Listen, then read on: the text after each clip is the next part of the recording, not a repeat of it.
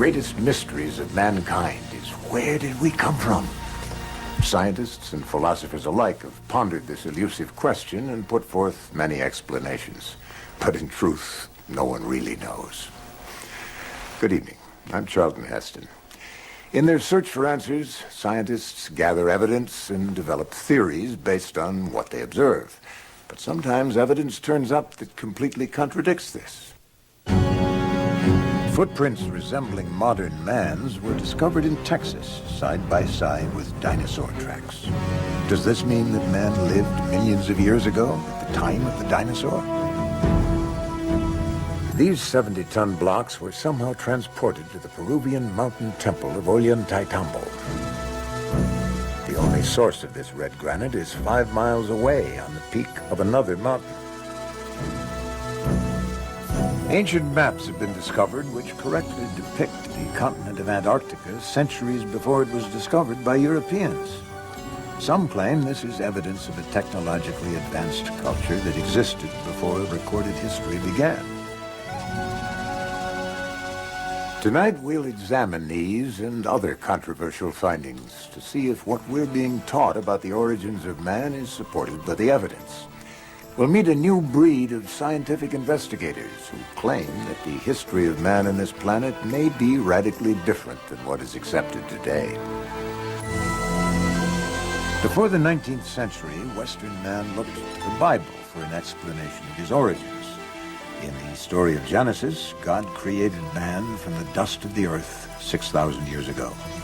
But when man dug into the earth for answers, he found evidence that appeared to tell a different story. Evolution. In 1859, Charles Darwin published his book, The Origin of Species. This book put forth the revolutionary idea that all life on Earth could be explained by the workings of nature. Instead of a supreme being creating the diversity of life, the theory of evolution proposes that accidental changes in nature are the cause. These changes are governed by the process of natural selection, survival of the fittest. Over the past 2 centuries, archaeologists have collected bones and artifacts that suggest there's a logical sequence of evolutionary steps from ape to man. Man's earliest relatives were ape-like beings who appeared around 25 million years ago. The first of those to walk upright emerged 20 million years later. Over the remaining 5 million years, he continued to evolve, passing through various stages of development until modern man, like ourselves, emerged over 100,000 years ago. Archaeologists determine the age of artifacts by the level of strata or layer of earth they're found in. Recent artifacts associated with modern man are generally found close to the surface, while older, more primitive artifacts are in deeper layers of the ground. But sometimes artifacts are found that break all the rules. Archaeologists call them anomalous artifacts. What happens when we find a modern human skull in rock strata far beneath even the oldest of man's ancestors? In their controversial book, Forbidden Archaeology, Michael Cremo and Dr. Richard Thompson have documented hundreds of these anomalous artifacts which have yet to be explained. The basic body of evidence that we've uncovered in this book suggests that human beings of modern anatomical type have been existing for many, many millions of years into the past. In 1880, California state geologist J.D. Whitney was intrigued by an unexpected discovery made 300 feet under Table Mountain. While digging for gold, miners unearthed a variety of stone tools such as mortar and pestles and ladles. Incredibly, the rock strata the tools were reportedly found in was dated as early as 55 million years old. Whitney made a thorough report in these finds and came to an unsettling conclusion. Man could be millions of years older than the current evolutionary model suggests. This bizarre evidence seems to have been well documented, yet the general public and many within the scientific community are unaware of these controversial finds. The question is, why haven't we heard of these discoveries before? Oh, I think we're talking about a massive cover-up. As I said, over the past 150 years, these archaeologists and anthropologists have covered up as much evidence as they've dug up, literally. Basically what you find is something we call a knowledge filter. This is a fundamental feature of science. It's also a fundamental feature of human nature. People tend to filter out things that don't fit, that don't make sense in terms of their paradigm or their way of thinking. So in science you find that evidence that doesn't fit the accepted paradigm tends to be eliminated. It's not taught, it's not discussed, and people who are educated in scientific teachings generally don't even learn about it. Conventional theory states that modern man originated in southern Africa around 100,000 years ago. From there, he migrated north into Europe and southern Asia, continued through Asia, and crossed the Bering Strait into the New World around 30,000 years ago. He then came down through North America and finally arrived in South America around 15,000 years ago. Yet numerous artifacts have been found across North and South America that are so old they threaten to completely overturn this theory. According to geologist Virginia Steen McIntyre, she was silenced at the height of her career because of her determination to report the facts. In the summer of 1966, a collection of stone tools, including this leaf-shaped spear point, was uncovered at Hoyatlaco, Mexico. To find out exactly how old the spear points were, a team of experts from the United States Geological Survey was called in to date them. When we first began to work on the Hoyatlaco site, we thought we had an old site. This was back in '66, and we thought it was perhaps 20,000 years old, and at that time that was considered a very old age for the site. We did what they call radiometric dates, which gives an actual date range, and we used two different methods to do that. One was using uranium atoms, another one was using little zircon crystals. When we finally got the dates and all the different methods we used to date it, it came out to be 250,000 years old. To tell you the truth, I would have been happy with a 20,000-year-old date. It would have made my career. It was very old for the time, but it wasn't so old that it was that controversial. People can take 20,000-year steps. They can't take steps that are over 200,000 years at one time. And I was rather naive. I thought, okay, we've got something big here, but I'm just going to stick with the date. We've got the information, we got the facts, let's get the facts out and go on from there. And I didn't realize it was going to ruin my whole career. According to Dr. McIntyre, because she stuck to the facts, all of her professional opportunities were closed off. She's not worked in her chosen field since. The site was closed and permission for further investigation was denied forever. It's not necessarily a deliberate conspiracy in the sense of some people getting together in a smoke-filled room and saying, we're going to deceive people. It's something that happens automatically within the scientific community. So when a given piece of evidence disagrees with the predominant theory, then automatically people won't talk about it, they won't report it, and that means that science fails to progress in the way that one would hope.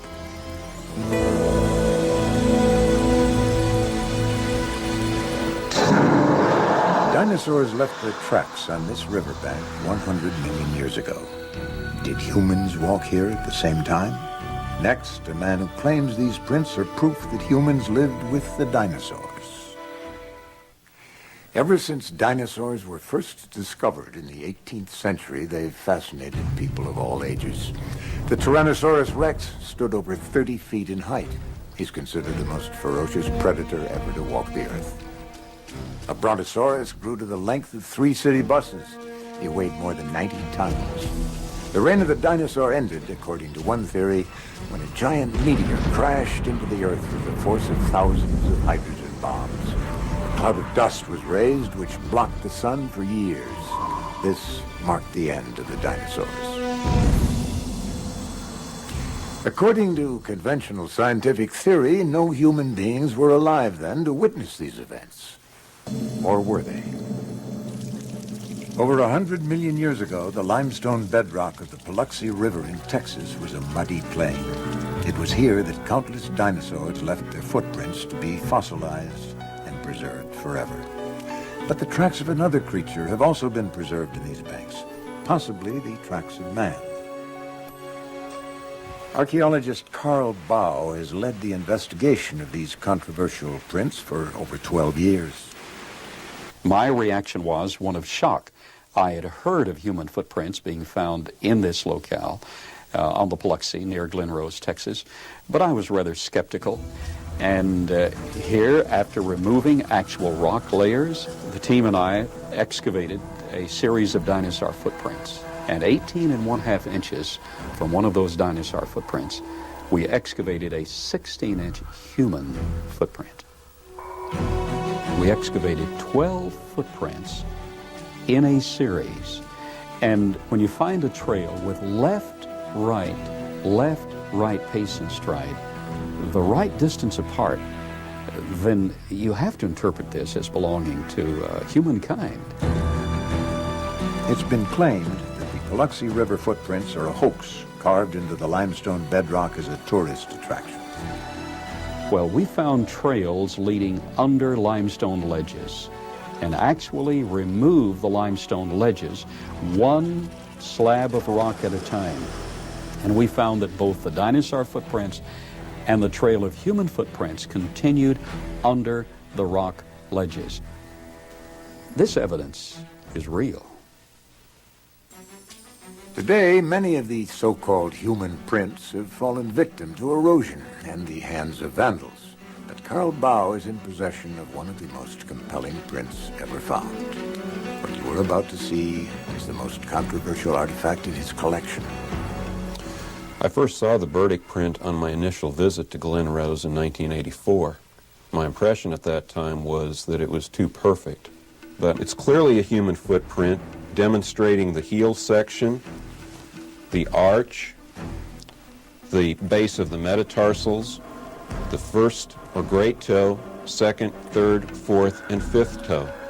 After our examination of this print, we find that it definitely is in the Cretaceous limestone, in the same formation with the dinosaur footprints. Here we're looking at a cross-section, and we can see very obvious following contours under the great toe, and actually structures under each one. Where we see the calcite inclusion, the force was concentrated and produced these load-bearing structures, which are exactly what geologists look for. We have eliminated the idea that it's carved. It definitely is original impression in the sediment. This is said to be the fossilized finger of a human being. It too was reportedly found in the same strata as the dinosaur tracks, dating to over 100 million years old. It had what appeared to be a nail, what appeared to be a cuticle, a taper, a humanoid shape. After I saw the CAT scan, there was no longer any room in my mind for doubt. This scan shows the shape of the finger, it shows tissue beneath the skin of the finger, it shows the bone, it shows the joints, it shows a ligament. That tells me this is a human finger. The limestone layer that preserved these artifacts is reportedly dated at around 135 million years old. Yet, as we saw earlier, objects have been found in rock strata much older than this. In Klerksdorp, South Africa, hundreds of metallic spheres were found by miners in Precambrian strata, said to be a fantastic 2.8 billion years old. The controversy centers around the fine grooves encircling some of the spheres. Lab technicians were at a loss to explain how they could have been formed by any known natural process. According to the curator of the Klerksdorp Museum, Rolf Mars, these spheres are a complete mystery. They look man-made, yet at the time in Earth's history when they came to rest in this rock, no intelligent life existed. They're like nothing I've ever seen before. Author-researcher David Hatcher Childress has written numerous articles on the coexistence of humans and dinosaurs. I think that one of the solutions to the paradox of dinosaurs and people together and the vast discrepancy in time the whole timeline of millions of years versus only thousands of years can be explained in a cataclysmically geological view of the past, where rather than geological events taking place over millions of years, they take place more quickly, and what is 1,000,000 years on a geological time scale is in fact only, say, 1,000 years. And therefore it's going to bring all this dating much closer to us and make it possible so that in a scientific way, man and dinosaurs can have existed together in the past, and in fact, dinosaurs can still be alive today in small numbers in remote areas of the world. For instance, in 1977, a Japanese fishing boat off New Zealand brought up out of the water the carcass of what appeared to be a plesiosaur, an animal that should have been extinct for millions of years. Although the authenticity of this photograph has never been disproved, skeptics have claimed it's merely the body of a decomposing shark. We've seen a broad range of evidence, some of it highly speculative, but there are enough well-documented cases to call for a closer look at the conventional explanation of man's origins, the theory of evolution. England is the birthplace of evolution's first champion, Charles Darwin. Darwin's theory of evolution proposes that simple life forms, or species, evolve into more complex species by accidental changes over long periods of time. For example, given 5 million years, an ape can evolve into a man. Since Darwin's time, his theory has become central to our understanding of how man came into existence. It's almost universally accepted today. But according to science investigator Richard Milton, Darwin's theory of how man evolved from the apes has some critical problems. The building behind me is London's Natural History Museum. It looks rather like a cathedral or a church, and in a way that's what it is. It's a kind of temple to Darwin's theory of evolution. People come to museums like the Natural History Museum to get answers to their question. Have we evolved from apes? Do humans and apes share a common ancestor?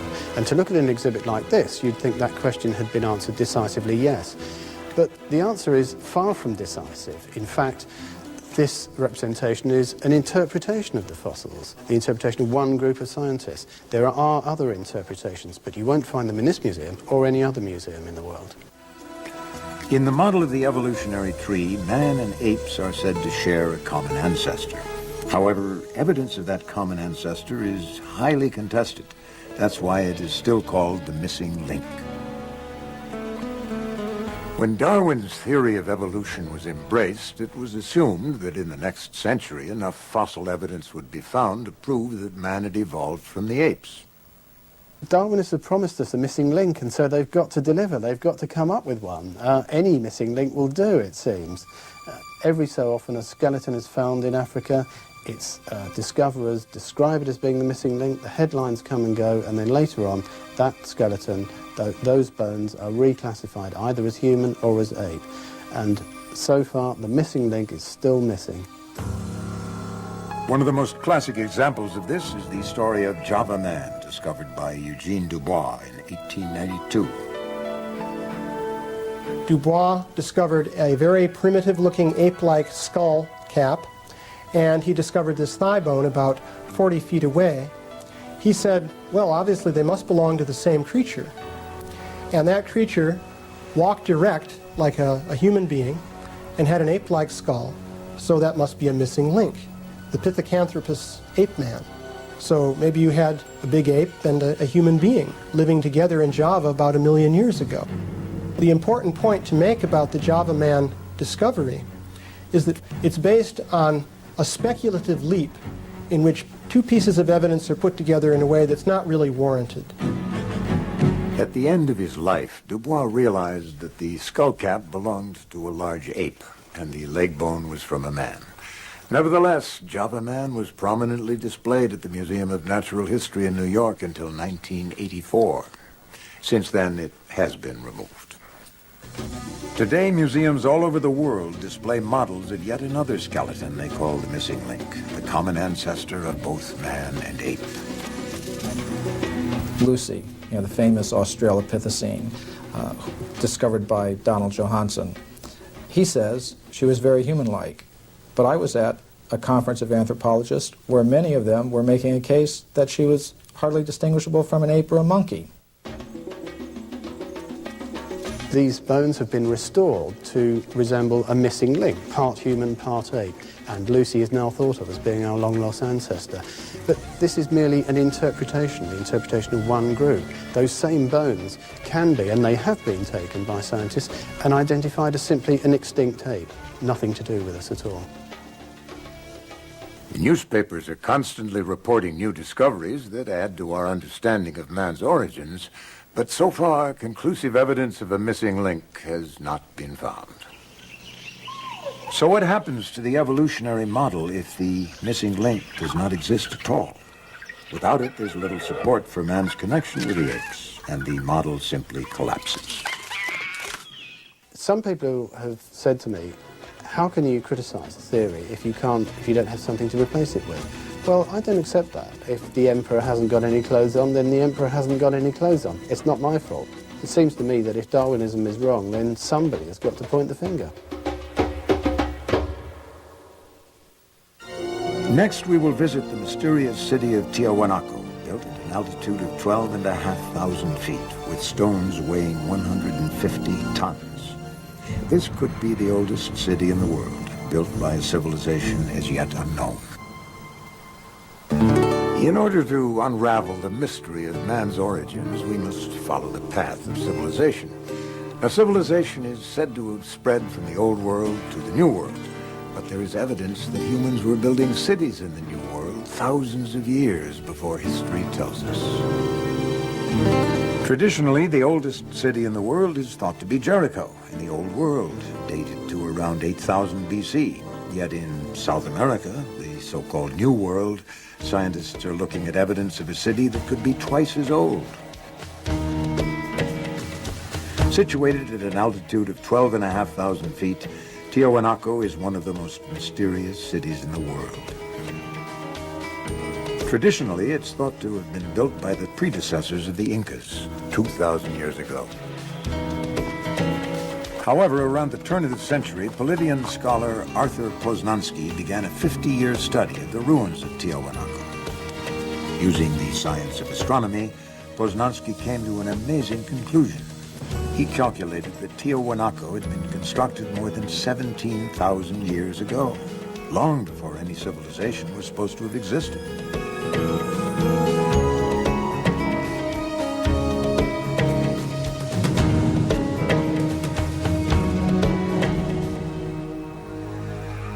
Poznansky called this fabulous city the cradle of civilization. Even though the accuracy of Poznansky's measurements were confirmed by engineers, his conclusions about the age of Tiahuanaco have never been accepted. Neil Steedy, a Mesoamerican archaeologist, decided to reopen this controversial investigation. I met with Dr. Oswaldo Rivera, who is head of Bolivian archaeology. The doctor, though he disagrees with Poznansky's findings, was more than willing to help in every way possible so that we could retrace Poznansky's steps. Neil visited Dr. Rivera's newest excavation site, the Acapana Pyramid. Today it's mostly in ruins, but the base is miraculously preserved and still testifies to the advanced capability of its builders. The facing stones of this site are perfectly set with no mortar.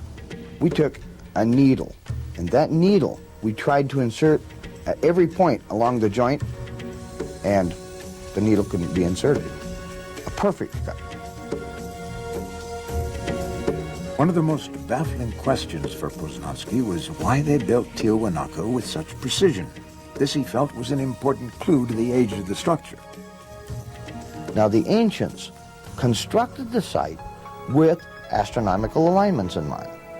As the sun rises each day, it moves along the horizon and arises in a different spot. To measure this movement, they built the temple itself as a giant clock to tell them how the progression of the sun was proceeding. And we can use those same astronomical alignments to date the site. Poznański observed that on the first day of spring, the sun rose exactly in the center of the temple, through the archway. Based on the layout of the temple, he deduced that on the first days of winter and summer, the sun should rise directly over each of the huge cornerstones. But he found this was not the case. The position of the sun was, for some reason, slightly outside of the corner markers. He wondered what that reason was. In Tiahuanaco and in the other ancient sites surrounding it, the architecture is perfectly aligned to the cardinal points. The buildings are deliberately oriented to the cardinal points. But if we measure each building precisely, we will find errors. I believe these are simple errors of construction, not at all related to the date of construction. After observing the perfection with which this site is built, with 100-ton stones, to suggest that such things as the solstice markers are misaligned, I find incredible. No, I think the solstice markers were probably very precisely located, as everything else in the site.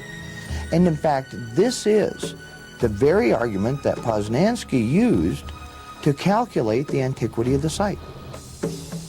By measuring the angle of the cornerstones and comparing that angle to today's sunrise position, Poznański was able to calculate that Tiahuanaco was built 17,000 years ago. At that time, the tilt of the Earth's axis was slightly different than it is today. So the summer and winter suns would have risen directly above the ancient cornerstones. The only correction that I would make is that we now have better astronomical measurements due to satellites and computers. And I would suspect the date would be more like 12,000 years ago. But that still makes Tiahuanaco the oldest city known on the face of the earth.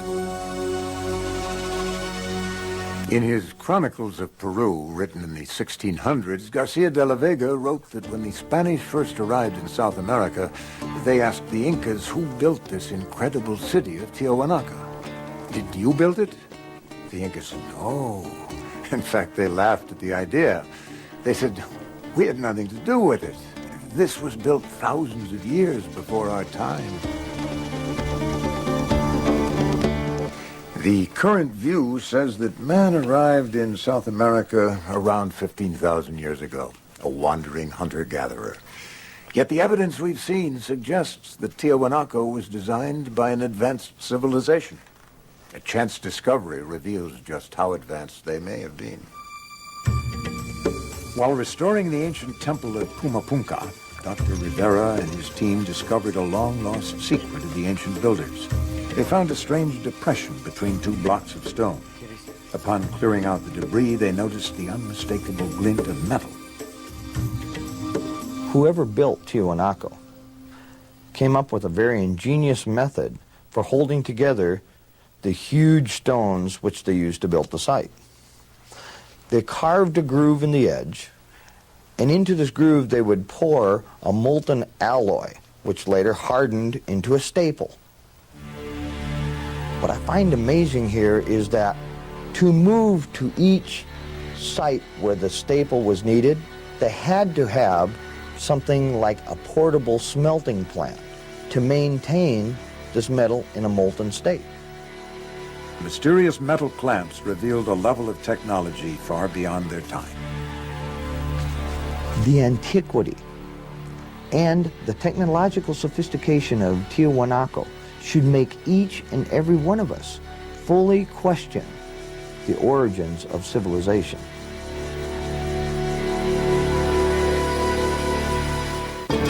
Where did the ancient Tiahuanacans learn this complex process? The answer may lie halfway around the world at one of man's most mysterious monuments, the Great Sphinx of Egypt.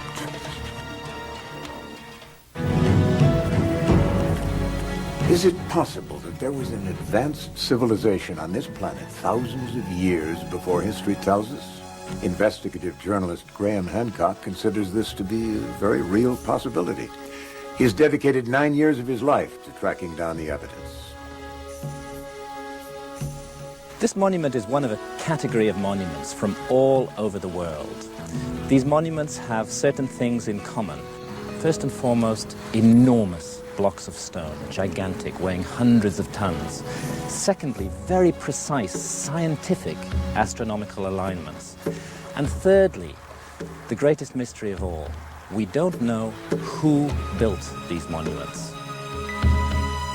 Hancock points to a number of sites throughout the world which exhibit gigantic stone construction. This is called megalithic architecture.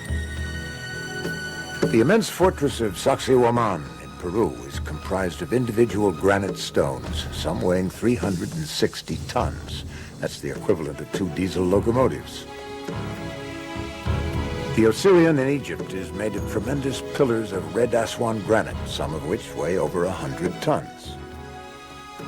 My own view is that what we're looking at here is a common influence that touched all of these places long before recorded history began. A remote third-party civilization unidentified by historians that had a presence in Mexico, that had a presence in South America, that had a presence in Egypt and elsewhere, and that left behind a legacy of knowledge in all of those places. In 1993, an independent Egyptologist, John Anthony West, shocked the world with geological evidence that the Sphinx in Egypt could be 12,000 years old. Recently, astronomer-engineer Robert Bauval, using a computer model of the Giza Plateau, made a startling discovery which seems to confirm this ancient age of the Sphinx. In very simple terms, the first thing that one realizes when you look at the pyramids of Giza is that they're designed along astronomical principles. We're finding that the astronomy is leading us to conclude that the Sphinx was erected in 10,500 BC. And this matches exactly with the ideas that have been developed in the geological analysis of the Sphinx. So there are 2 hard sciences now indicating that the Sphinx could be very, very old, and going back to the 11th millennium BC. According to Graham Hancock, if Tiahuanaco and the Sphinx were both built around 12,000 years ago, they may have had a common source. Consider these similarities between the Americas and Egypt. Both have huge pyramids, precisely aligned to the cardinal points. Temples with megalithic stones, with extremely fine joints of less than a 50th of an inch. Both Egypt and the Americas used royal headdresses of similar style. Both employed a unique style of construction using L-shaped corners. Both used the same style of metal clamps to hold huge stones in place, and both cultures used the process of mummification to preserve and honor their dead. These compelling similarities between Egypt and the Americas suggest to some that a sophisticated group of seafaring people crossed the Atlantic thousands of years before Columbus. A collection of ancient maps suggests they may have had a knowledge of the world which has never been explained. In 1929, rolled up on a dusty shelf in a library in Constantinople in Turkey, a map was found. This map had been drawn in 1513 by a Turkish admiral, Admiral Piri Reis. The strange thing about this map is it shows features of the Earth that nobody in 1513 should have been able to know. Before the 18th century, sailors ran the risk of crashing their ships onto rocky coastlines because they lacked one thing, the ability to calculate longitude. For that, you need an extremely accurate clock. It wasn't until 1790 that the first accurate marine timepiece was invented, and sailors could pinpoint their position on the seas. Yet 250 years before this clock was made, Piri Reis had drawn a map which showed the coastlines of Africa and South America within a half a degree of longitude. And as Piri Reis himself told us, that knowledge was not his knowledge. It was knowledge that he'd borrowed and copied from earlier maps. And he stated on the map that it was based on more than 20 source maps and that some of these maps went back to the time of Alexander the Great, or even earlier, in other words, to before the time of Christ.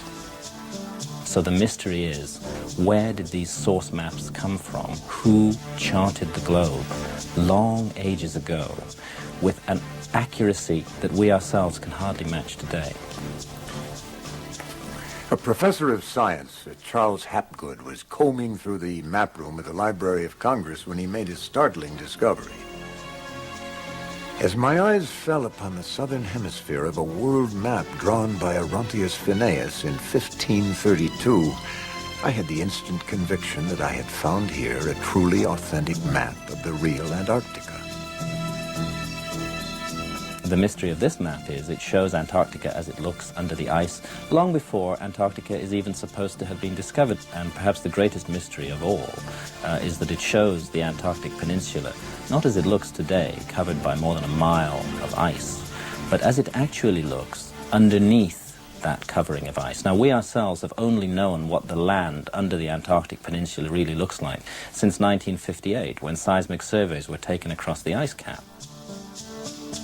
Hapgood put his theory to the test. He compared the Orontius Phineas map with a map of Antarctica as it looks covered with ice.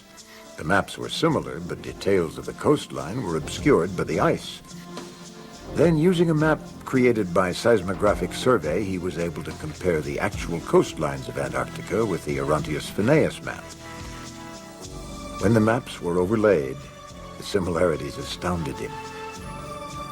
The clearest deduction of all is that whoever drew up those original source maps thousands of years ago had a level of technology as high as our own. They had explored the whole globe from north to south and from east to west. So this is testimony of an advanced and as yet unidentified civilization in remote prehistory. A woolly mammoth was frozen so quickly that its last meal of buttercups remained fresh in its stomach for thousands of years. This sudden drop in temperature may be a clue to the disappearance of the unidentified civilization Plato called Atlantis. If a technologically advanced culture did live on the Earth thousands of years ago, what happened to them? The Greek philosopher Plato described an advanced civilization whose legend was preserved by Egyptian priests. As the story goes, Atlantis was a great empire of engineers and scientists who were in many ways more technologically advanced than we are today. It was destroyed 12,000 years ago by floods and earthquakes, forcing its survivors to seek refuge all over the world. For centuries, scientists and explorers have searched in vain for a continent that fits Plato's description of Atlantis. So far, no sign of this vast island empire has been found. Some say it sank into the Atlantic Ocean. Others say it was destroyed by the volcanic eruption of Thera in the Mediterranean. But researcher Rand Flemath believes he's found a location that no one else has ever considered. Atlantis, he says, is buried under 2 miles of ice. Up until now, the search for Atlantis has been restricted to 2 bodies of water, the Mediterranean Sea and the North Atlantic. But Atlantis is said to have been in the real ocean. And we now understand that the world has only one ocean, the world ocean.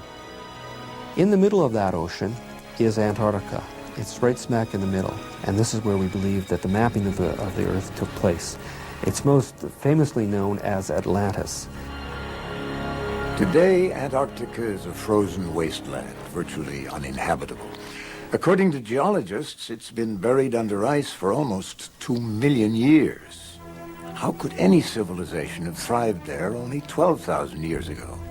A surprising discovery in Siberia may hold the answer. In 1977, a Russian bulldozer operator noticed a block of muddy ice containing a curious dark mass. On closer inspection, he was amazed to see the contours of a small elephant-like creature. He had discovered a perfectly preserved woolly mammoth. In a kind of zone of death all over the northern hemisphere, northern Siberia and northern Canada, we find the frozen carcasses of hundreds of thousands of large mammal species, mainly mammoths, but also woolly rhinos and other creatures of this kind. And when their stomach contents are examined, as they have been, they're found to have been grazing on warm weather vegetation, and yet they're now positioned extremely close to the North Pole. The only theory which really explains this mystery is the theory of crustal displacement, that the land that they were on was shoved into a much colder climate very suddenly. Professor Charles Hapgood was fascinated by the fact that thousands of animals could be frozen completely in a brief moment of geological time, and that ancient maps of Antarctica suggest that it too was frozen over very quickly. For Hapgood, this could only be explained in one way: that entire continents could rapidly change positions on the planet. About 12,000 years ago, there was a displacement of the Earth's crust. The entire outer shell of the Earth moved something like 2,000 miles. And when the Earth's crust shifted, all of Antarctica is encapsulated by the polar zone. And at the same time, North America is released from the Arctic Circle and becomes temperate. So we have ice melting in North America, ice forming in Antarctica. When Professor Hapgood first proposed this theory, it was met with silence from the scientific community, with one notable exception, Dr. Albert Einstein.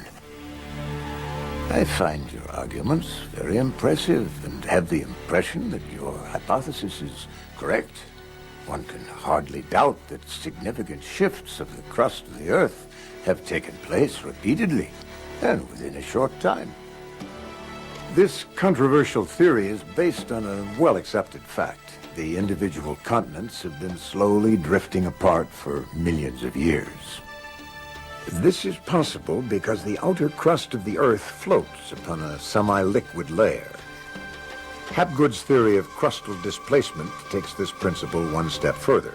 It states that the entire crust of the Earth can shift in one piece, like the loose skin of an orange. Hapgood documented 3 Earth crust displacements in the last 100,000 years. We believe that they happen every 41,000 years. The last one happened 11,500 years ago, so we're not due for another Earth crust displacement for 29,500 years. According to Hapgood's theory, this cataclysmic shift is caused by an imbalance of ice on the polar caps. Over time, ice builds up at the poles, reaching as much as 2 miles in thickness. The tremendous weight of the ice causes an imbalance on the globe. The ice shifts, dragging the outer crust and the continents in one piece to new positions. The polar caps are now in a warmer climate where they begin to melt, while temperate lands are in the polar regions where they freeze and build up ice. If Hapgood's theory is possible and land masses can suddenly shift 2,000 miles, it might explain how an entire continent and its people could have been lost to history. I am convinced by the evidence that we are a species with amnesia. We have forgotten something of great importance from our own past. When we recover it, we'll realize for a start that our civilization isn't the apex of creation. It isn't the pinnacle towards which everything has been building throughout all of geological time. Rather, it's part of an up and down, a flow, that it's possible for a civilization to reach a very high level of advancement and be wiped out. This is something we've never really confronted, and we need to confront it. We have met the experts and looked at the evidence that seems to contradict our conventional theories about the human race. Numerous artifacts indicate to some scientists that man could be millions of years old, throwing into question our descent from the apes. Ancient maps and megalithic architecture suggest that an advanced culture may have existed 12,000 years ago, their homeland wiped out by a cataclysm that rearranged the entire face of the planet. It's been said that man has made the climb from Stone Age to civilization more than once, and that our present time is just the latest in this cycle. But only if the evidence is allowed to speak for itself will we ever learn the truth about the mysterious origins of man.